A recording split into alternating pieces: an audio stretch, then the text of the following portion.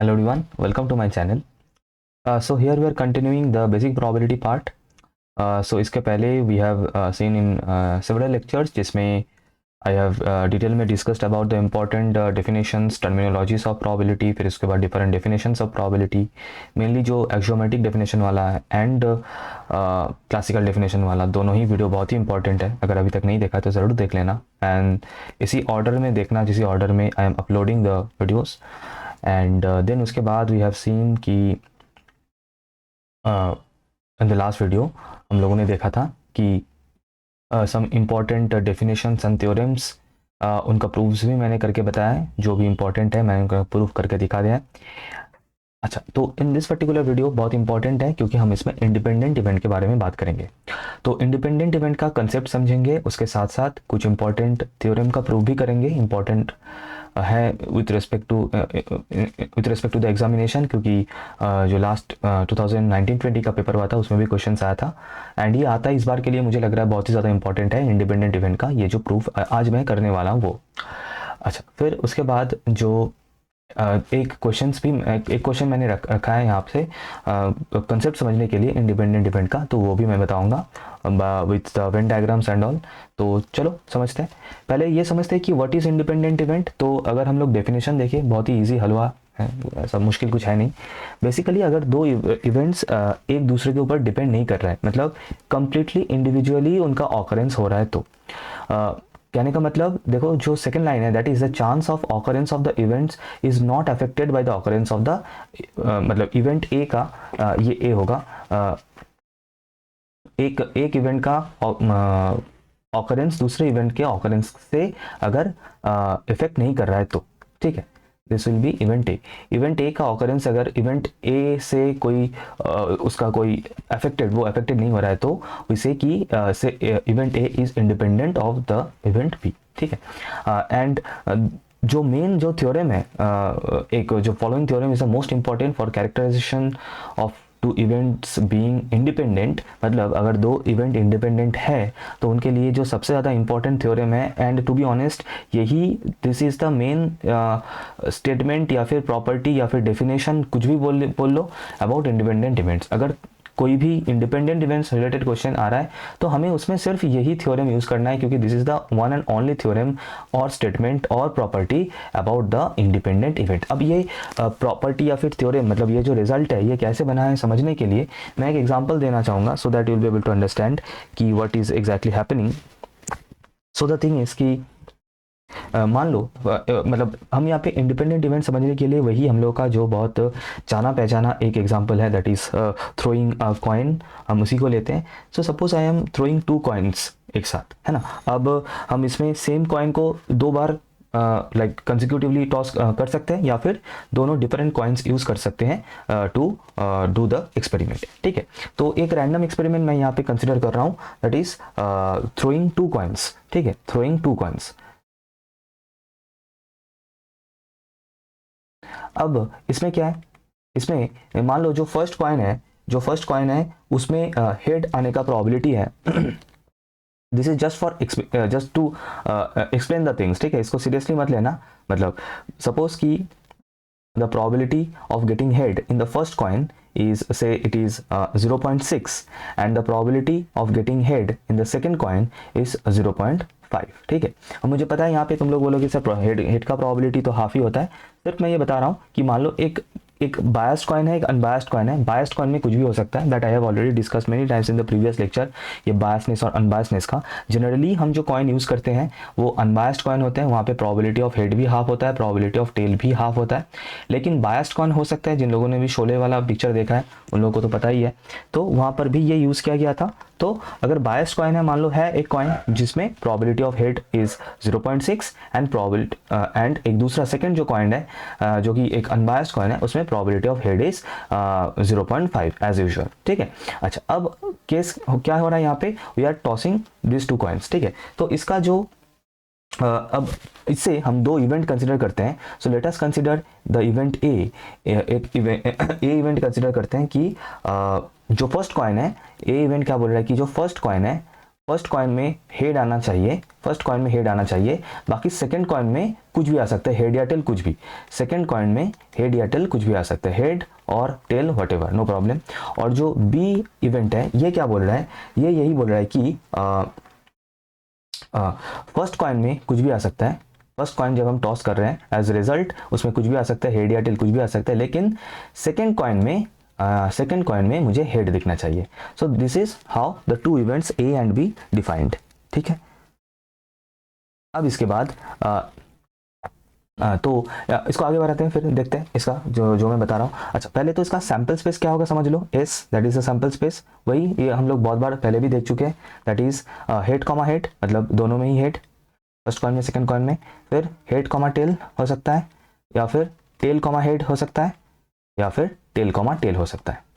So these are the probable outcomes, है ना, यही तो हो सकता है as a like as a sample space for this particular random experiment. अब ए इवेंट जो है, ए इवेंट का इवेंट स्पेस क्या होगा, मतलब ए इवेंट में कौन कौन सा रहेगा कि फर्स्ट कॉइन में मुझे हेड मिलना ही चाहिए, सेकंड कॉइन में हेड या टेल कुछ भी हो सकता है, तो ये होगा एंड ये होगा, है ना। तो इसमें कौन कौन सा पॉइंट, कौन कौन सा एलिमेंट्स रहेगा from the S set, that is head and tail. And second जो है बी इवेंट में क्या बोल रहा है, फर्स्ट कॉइन में मुझे कुछ भी हेड या टेल में से कुछ भी चलेगा, लेकिन सेकंड पोजीशन में मुझे हेड दिखना चाहिए, तो सेकंड कॉइन के लिए ये वाला इवेंट होगा, है ना। सेकंड पोजीशन में, सेकंड कोऑर्डिनेट में मुझे हेड दिखना चाहिए, सेकंड कोऑर्डिनेट में मुझे हेड दिखना चाहिए, कौन कौन सा है, ये वाला एंड ये वाला। तो एक तो हो जाएगा एच कॉमा एच, दूसरा हो जाएगा टी कॉमा एच, ठीक है। ये हो गया दोनों क्या कि the event space for the events A and B. अब देखो, अब इसके बाद देखो, अब देखो प्रोबेबिलिटी ऑफ ए फिर कितना होगा, समझना। ए क्या था, फर्स्ट कॉइन में हेड, तो फर्स्ट कॉइन में हेड आने का probability is given that is 0.6। तो इसका मतलब अगर मैं बहुत like many times if I repeat this random experiment E, बहुत बार अगर इसको रिपीट करूं, तो ए इवेंट मतलब द इवेंट ए ऑकर होने का चांस कितना है, 60%, that is probability of A, या फिर ए इवेंट ऑकर होने का चांस इज 60%। और वो क्यों, क्योंकि ए इवेंट क्या लिया था हम लोगों ने कि फर्स्ट कॉइन में हेड आने का एंड सेकंड कॉइन में हेड और टेल में से कुछ भी आ सकता है, और फर्स्ट कॉइन में हेड आने का प्रोबेबिलिटी था 0.6, दैट इज 60%। एंड अगर मैं बी के पॉइंट ऑफ व्यू से देखूं, बी में क्या था, सेकंड कॉइन में हेड आएगा एंड फर्स्ट कॉइन में हेड या टेल में से कुछ भी आ सकता है, तो बी का प्रोबेबिलिटी या फिर बी इवेंट ऑकर करने का चांस कितना, दैट इज 50%, दैट इज 50%, ठीक है। अब क्वेश्चन ये है कि व्हाट इज द क्वेश्चन ये है कि दोनों ही कॉइन में एक साथ हेड आने का प्रोबेबिलिटी कितना है, what is the probability that both coin will display head और will get head in both the coins, head on both coins, इसका प्रोबेबिलिटी क्या होगा। अब सोच के देखो, फर्स्ट कॉइन में हेड तो आ ही रहा था और दैट वाज 60%, उसमें से सेकेंड कॉइन में हेड आने का चांस था 50%। फर्स्ट कॉइन में 60% हेड आ ही रहा था given in the question, second coin में हेड आ रहा था, हेड आने का चांस उसमें से 50%, तो इसका मतलब दोनों में हेड आने का पॉसिबिलिटी कितना है, दैट इज 50% ऑफ 60%।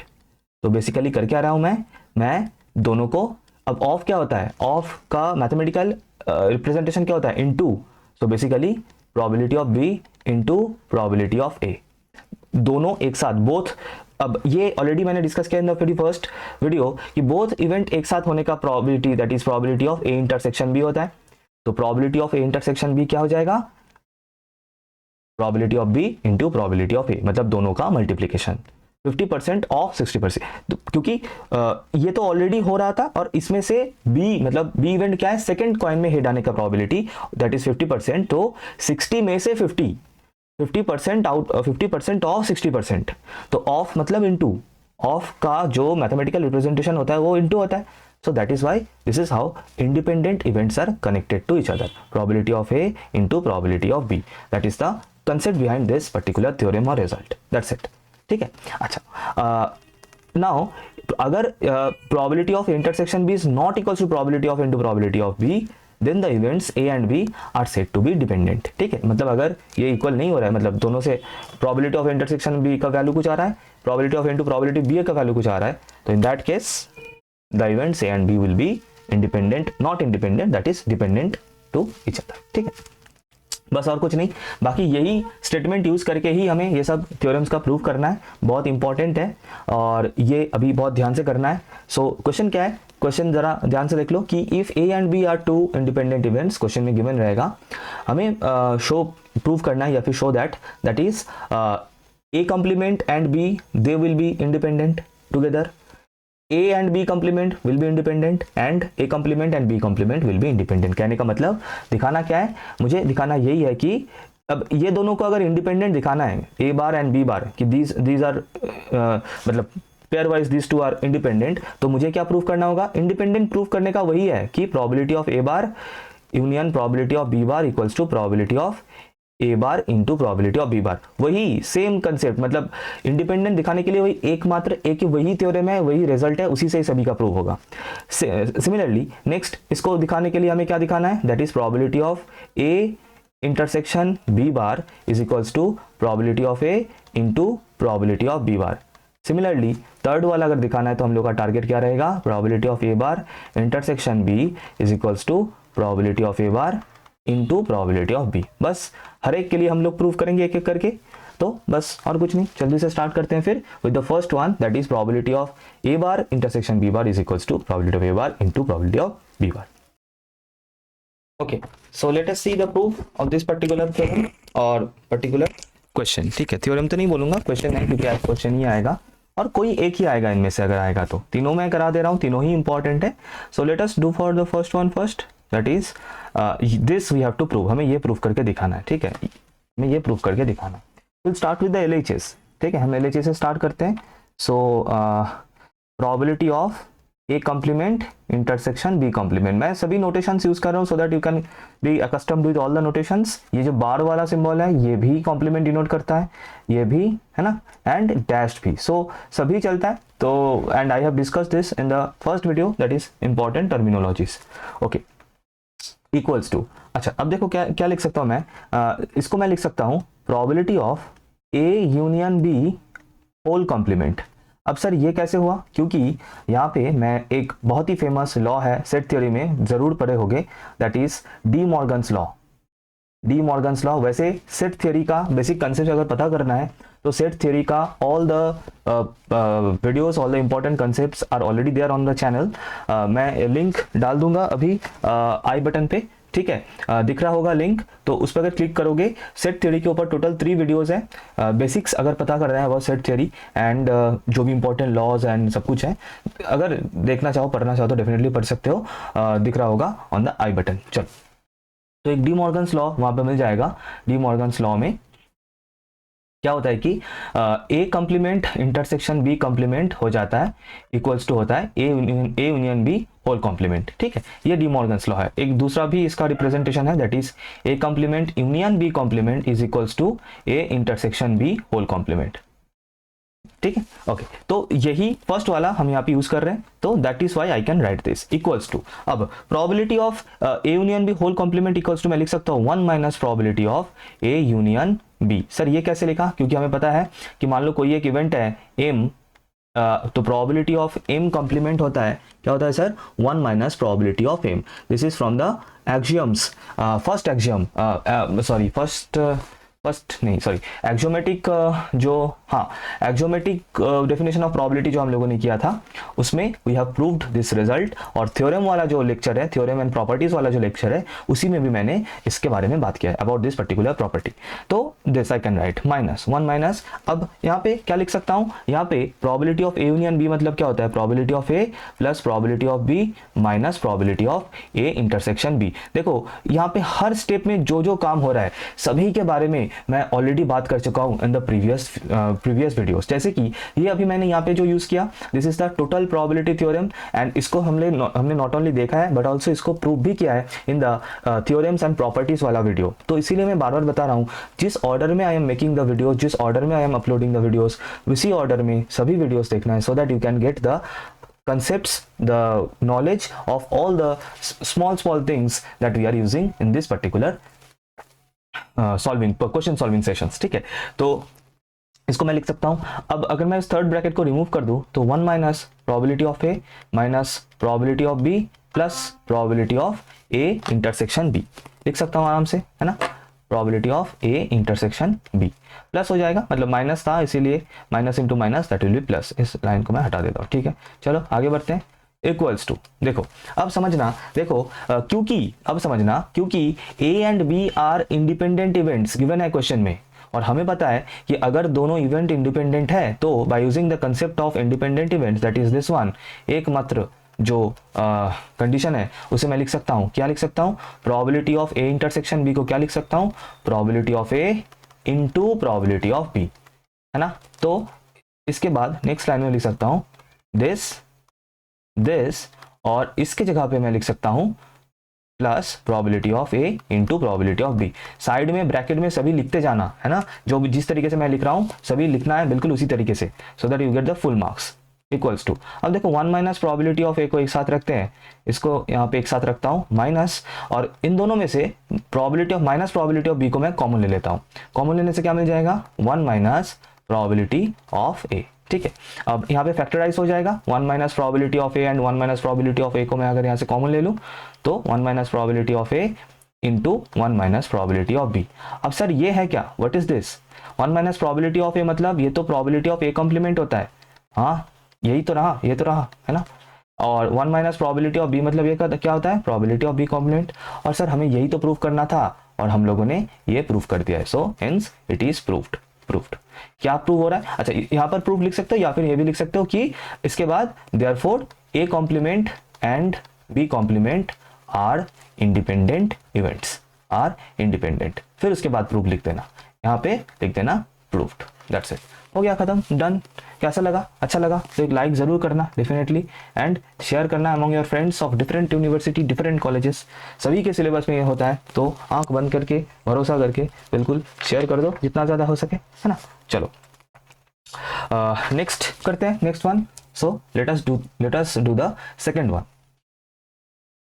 अब देखो फॉर द नेक्स्ट वन, देखो ए को मैं लिख सकता हूँ, टारगेट थोड़ा सा फिक्स रखना, पहले टारगेट मैं बता दूं, हम लोग को प्रूफ क्या करना है, सेकेंड वन मतलब this one, A and B complement are independent, इसका मतलब हमें प्रूफ करना है कि probability of A intersection B complement is equals to probability of A into probability of B complement, कुछ भी करके हमें ये दिखाना है, एक बार दिखा दिया so that it will be done. अच्छा अब मैं आ जा रहा हूँ सॉल्यूशन के ऊपर फॉर द सेकंड क्वेश्चन। तो अब मैं ए सेट को अगर चाहूँ तो मैं लिख सकता हूँ, A can be written as A intersection B union A intersection B complement. Last videos जो लोग भी देख रहे हो, फॉलो कर रहे हो बिल्कुल, उन सभी को पता है कि ये मैंने बहुत बार ऑलरेडी मैंने दिखा दिया इन द प्रीवियस वीडियोस, तो ये बिल्कुल हम लोग लिख सकते हैं। एंड अगर फिर से समझना चाहते हो तो एक वेन डायग्राम ड्रॉ कर लेना, दो सेट यहाँ पे बना लेना, A set and B set, this set is suppose A और ये है बी, मतलब लेफ्ट हैंड साइड में जो सर्किल है ये वाला सर्किल इज ए एंड ये वाला सर्किल इज बी, बस उससे ही समझ के देख सकते हो कि क्या इससे सेटिस्फाई हो रहा है कंडीशन, येस और नो, बिल्कुल आराम से प्रूव हो जाएगा। अच्छा अब मैंने ये क्यों किया, मैंने ए सेट को इन दो सेट्स में ब्रेक क्यों किया या फिर यूनियन के फॉर्म में मैंने क्यों लिखा, क्योंकि ये दोनों सेट जिनको मैं अभी मैंने मार्क किया, इन दोनों सेट है म्यूचुअली एक्सक्लूसिव सेट्स।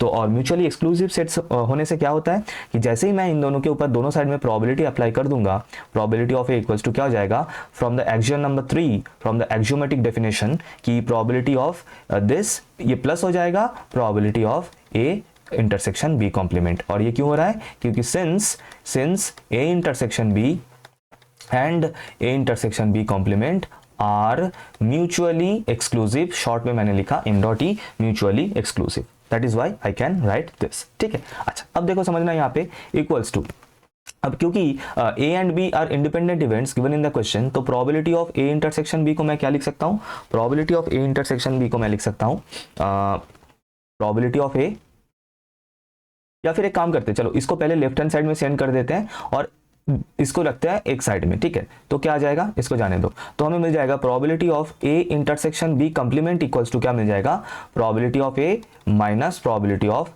ए इंटरसेक्शन बी। देखो समझ में आया कि नहीं, बिल्कुल सिंपल, जस्ट सिर्फ चीज़ों को इधर उधर किया और कुछ नहीं, है ना। अच्छा फिर इसके बाद क्या आ जाएगा, प्रोबेबिलिटी ऑफ ए माइनस, अच्छा probability of A intersection B, इसको हम लोग क्या लिख सकते हैं, probability of A into probability of B. कैसे लिख सकते हैं, क्योंकि A and B are independent events, that is why I can write this, since A and B are independent, that is why I can write this.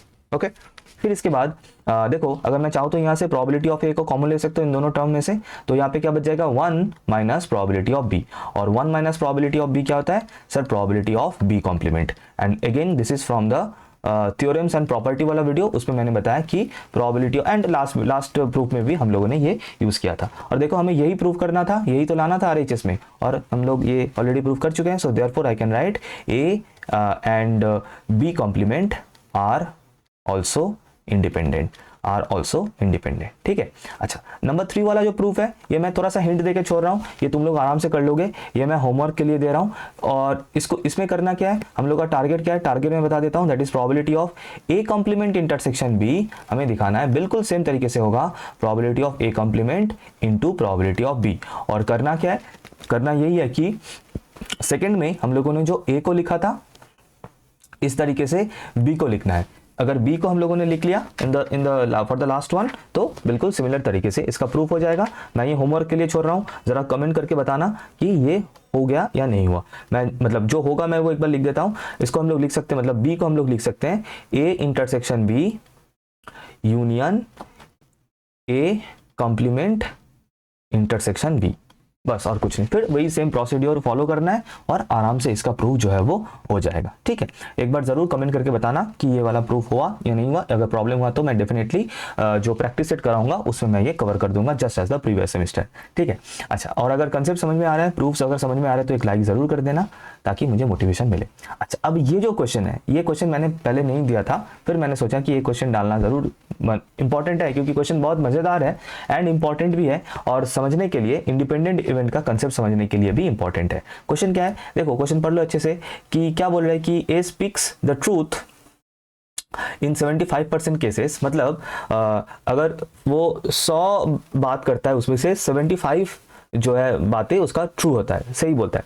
And B speaks truth in 80% of cases, तो दोनों का truth बोलने का मतलब सच बोलने का percentage given है, ए का 75% एंड बी का 80% है। What is the probability that they will contradict to each other. अब यहाँ पे समझना है चीज़ों को कि मान लो कोई एक बात हो रहा है, कोई एक थर्ड पर्सन सी ने किसी भी एक कोई भी एक बात कोई भी टॉपिक के रिगार्डिंग किसी भी एक बात को ए और बी इन दोनों को बताया है। अब एक फोर्थ पर्सन डी को ए वो बात सही बोलेगा, मतलब सच बोलेगा, या फिर कुछ और मतलब झूठ बोलेगा, एंड बी भी डी को सही बात बोलेगा या फिर झूठ बोलेगा। ये मतलब दिस सिनेरियो रिलेटेड ये क्वेश्चन है, what is the probability they will contradict to each other. मतलब मान लो ए सच बोल रहा है, बी झूठ बोल रहा है, या फिर ए झूठ बोल रहा है एंड बी सच बोल रहा है, तभी दोनों का कॉन्ट्रडिक्शन होगा, है ना। तो यही हमें पता करना है कि what is the probability they will contradict to each other. तो इसका सॉल्यूशन हम लोग करते हैं, पहले खुद से ट्राई करो थोड़ा सा सोच के, एंड देन उसके बाद वीडियो को पॉज करके पहले ट्राई करो, then you see the solution of mine. Okay, so इसका सॉल्यूशन देखते हैं। चलो पहले थोड़ा सा लिख लेते हैं। देखो यहाँ पे कुछ चीजें कंसिडर करना है, कुछ चीजें समझ के चलना है। तो पहले लिख लेते हैं कि वी कंसिडर, दो चीज हमें यहाँ पे कंसिडर करना है। Number 1, like we are dealing with yes no type of question. We are dealing with yes no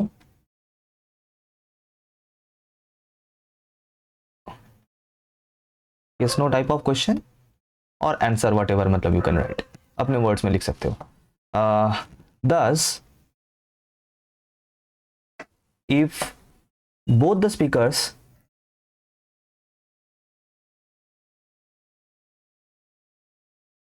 lie, then they will not contradict each other। ये भी हमें ध्यान मतलब पकड़ के चलना है, ये बहुत एक इंपॉर्टेंट assumption या फिर कंसिडरेशन है। they will not contradict each other, मतलब कहने का मतलब यह है कि ये जो यहाँ पे पूछा गया है कि the probability that they will contradict each other, ये कब होगा, एक बंदा सच बोल रहा है एंड दूसरा बंदा झूठ बोल रहा है, तब जाके। If either A is telling the truth and B is telling the false, या फिर A is telling the false and B is true, then they will contradict each other, है ना. second point ये है कि A and B behave independently. कहने का मतलब independently, कहने का मतलब एक दूसरे से इन्फ्लुएंस नहीं होगा. A अपना अलग से आंसर दे रहा है कहीं पे और, एंड बी अलग से आंसर दे रहा है. एक दूसरे का आंसर क्या कुछ बोल रहा है कुछ पता नहीं है, मतलब दोनों कंप्लीटली इंडिपेंडेंटली बिहेव कर रहे हैं. ए का आंसर बी से इन्फ्लुएंस नहीं होगा, बी का आंसर ए से इन्फ्लुएंस नहीं होगा.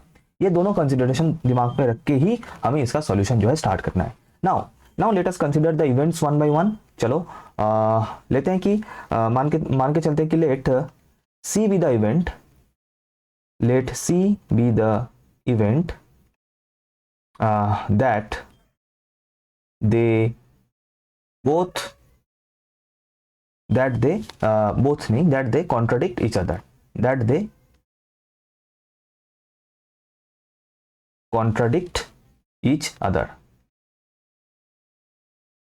ठीक है.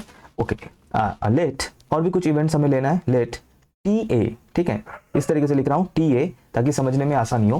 T A be the event that A speaks the truth. T B be the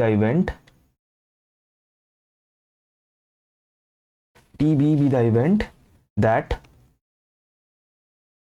B speaks the truth.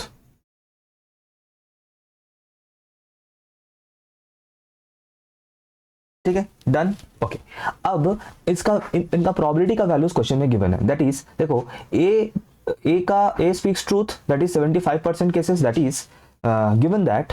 तो मतलब क्वेश्चन में ही गिवन है, क्या गिवन है? Given that probability of T A, that is ए का सच बोलने का probability of TA is given as 0.75. 75% मतलब क्या? 75 divided by 100, तो क्या होता है 0.75. and probability of TB that is also given, that is B का सच बोलने का percentage chance, that is 80%, that is 0.8. ठीक है. अच्छा, now उसके बाद they will contradict each other. They will contradict each other if and only if, उसको short में IFF भी लिखा जाता है, if and only if exactly one of them speaks the truth. वही मैंने बताया कि आइदर ए सच बोल रहा होगा एंड बी झूठ, या फिर बी सच बोल रहा होगा एंड ए झूठ. दैट इज तो फिर सी जो इवेंट है, that is they will contradict each other. ये कैसे डिफाइंड होगा समझना. T A intersection T B complement, either ये हो रहा है, समझना, आइदर ये हो रहा है मतलब देखो ए और बी दोनों को, पहले थोड़ा सा यहाँ पे कंसेप्ट समझ लो, मैं थोड़ा सा बता देता हूँ, अच्छे समझ लो. दोनों को एक साथ रिएक्ट करना है. ए सच बोल रहा है, बी उसके साथ झूठ बोल रहा है, एक मतलब, और ये दोनों होगा एक साथ, मतलब दोनों ऑकर करेगा तभी कॉन्ट्रडिक्शन बनेगा. तो इसलिए T A intersection T B complement, T B के ऊपर में ये सी, मतलब टी बी कॉम्प्लीमेंट, मतलब टी बी क्या है इवेंट कि बी सच बोल रहा है, और टी बी कॉम्प्लीमेंट क्या हो जाएगा, बी झूठ बोल रहा है. मतलब ये कौन सा इवेंट बना? A is speaking the truth but B is speaking the lie, B is not speaking the truth. ये हो सकता है आइदर और जब होता है तो बीच में क्या आता है सर, यूनियन. या फिर ये इवेंट हो सकता है कि ए झूठ बोल रहा है, A is not speaking the truth, A is speaking the false, intersection B is speaking the truth. बस. तो हम लोग का जो सी, जो रिक्वायर्ड इवेंट है जिसका प्रोबेबिलिटी हमें निकालना है, वो एक्चुअल में ये दोनों इवेंट के यूनियन से बना हुआ है, that is this and this. I hope यहाँ तक क्लियर है। चलो आगे का कैलकुलेशन देखना है। अब बस ये तो बिल्कुल मतलब हम लोगों ने बेसिक स्ट्रक्चर यहाँ पे बना लिया है। आई होप ये बिल्कुल क्लियर है। क्लियर है तो एक लाइक करना। अब सिर्फ वेन डायग्राम से इनका प्रोबेबिलिटी निकालना है, बिल्कुल ईजी है। तो मैं एक पेज ऐड कर लेता हूँ, नेक्स्ट पेज में चलते हैं और इसको सॉल्व करते हैं। ओके नाउ सी, देखो मैंने कुछ वेन डायग्राम यहाँ पे ड्रॉ किया है एज वेल एज उसके साथ कुछ जो लास्ट पेज में हम लोग को जो स्टेटमेंट मिला था वो मैंने यहाँ पे लिख लिया, that is C equals to this. ये हम लोग को ऑलरेडी मिल चुका है इन द लास्ट स्टेटमेंट, ये रहा है ना। इसी को मैंने यहाँ पे लिख लिया एक बार कि सी इक्वल्स टू दिस। अच्छा अब देखो मैंने यहाँ पे क्या किया है, I have drawn two sets. जो लेफ्ट सर्किल है that is T A set, जो मतलब टी ए जो इवेंट था उसका कॉरेस्पॉन्डिंग सेट मैंने यहाँ पे ड्रॉ किया है। एंड टी बी क्या है, जो राइट हैंड साइड वाला सर्किल है, और उसमें से जो पिंक वाला पोर्शन है that is this one, T A intersection T B complement, and जो येलो वाला पोर्शन है that is T A complement intersection T B. ठीक है, एंड ये बीच का जो पोर्शन है दोनों सेट में जो कॉमन है that is T A intersection T B. ठीक है, अब समझना, तो इसका मतलब एक चीज तो यहाँ से बिल्कुल क्लियरली पता चल रहा है कि ये जो देखो पिंक वाला जो पोर्शन है that is T A intersection T B complement, and जो येलो वाला पोर्शन है दोज टू सेट्स या फिर those two portions are mutually disjoint. दोनों में कोई कॉमन पोर्शन है नहीं, तो दे आर म्यूचुअली एक्सक्लूसिव या फिर म्यूचुअली डिसजॉइंट। तो इसका मतलब अगर मैं इस लाइन में दोनों साइड प्रोबेबिलिटी अप्लाई कर दूंगा, so probability of C will be equals to probability of this, और ये यूनियन से ये प्लस हो जाएगा, and probability of this by using the third axiom from the axiomatic definition. So this I can write. अब इसको समझना, देखो T A intersection T B complement actually है क्या, ये जो टी ए वाला जो सर्किल है, ये जो सर्किल है, टी ए का जो सर्किल है, ये जो सेट है, इसमें से अगर मैं ये इंटरसेक्शन वाला पार्ट अगर मैं रिमूव कर दूं तो ये जो पिंक वाला पोर्शन बचेगा that is my T A intersection T B complement, that is T A minus T A intersection T B, है ना। अच्छा, एंड नॉट ओनली दैट, तो इसका मतलब मैं काम कर सकता हूं, दैट इज यहां पे मैं लिख सकता हूं इक्वल्स टू, इसको मैं लिख सकता हूं probability of T A minus probability of,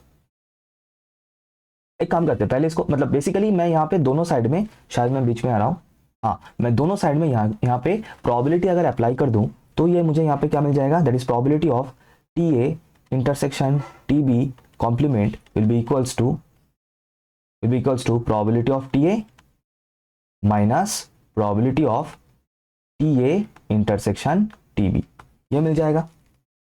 clear है। सिमिलरली इसके लिए भी क्या मिल जाएगा, that is probability of T A complement intersection T B equals to probability of T B, एक सेकेंड, माइनस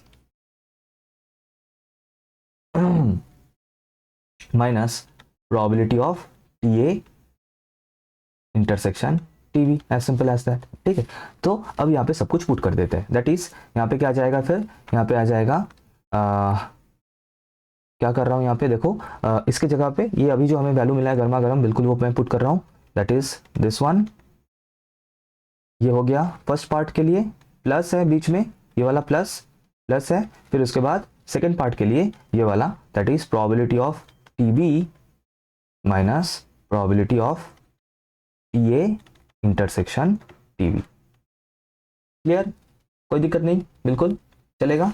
इक्वल्स टू देखो प्रोबेबिलिटी ऑफ टी ए, इसको मैं थोड़ा सा सिंप्लीफाई कर लेता हूं, plus probability of T B, ये आ जाएगा